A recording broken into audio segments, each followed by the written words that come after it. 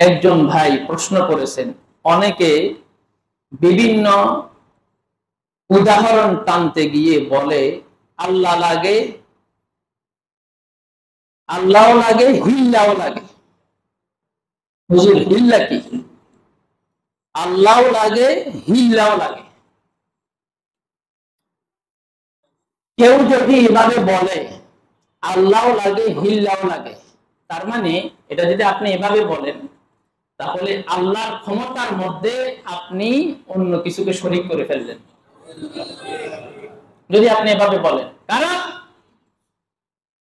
আল্লাহ যা কিছু করতে সক্ষম, সেখানে দুনিয়ার আর কোনো অংশীদারিত্ব আসতে পারবে না। এখন আল্লাহ লাগে, হিল্লাও লাগে, কথা বলার অর্থ হলো আল্লাহ একা করতে পারে না, সাথে হিল্লাটাও লাগবে। কথা বুঝছেন? সাথে কি লাগবে? হিল্লাটাও লাগবে।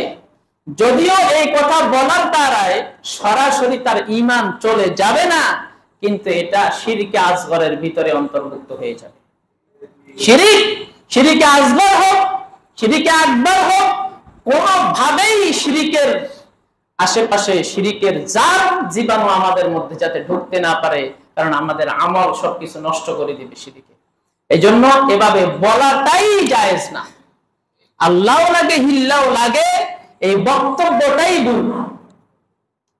এখানে হিল্লা মানে বুঝাইতে চাইছে যে আল্লাহর সাথে তো অন্য কোনো উসিলা লাগবে, এটা বুঝাইতে চাইছে। কথা বুঝছেন? যে অন্য কোনো কিছু লাগবে, তাহলে দুটোটা মিলে আমার কাজটা হয়ে যাবে, এই মূলত এটাই উদ্দেশ্য। এভাবে বলা যাবে না, এটা নাজায়েজ। এভাবে আরো যত শিরকি বক্তব্য আছে, এগুলোকে আমরা পরিহার করে চলবো। আল্লাহ তাআলা রাসূলুল্লাহ সাল্লাল্লাহু আলাইহি ওয়াসাল্লাম হাদিসে নিষেধ করেছেন যে আল্লাহর সাথে সংযুক্ত করে যাতে আমরা কোনো কিছু না বলি।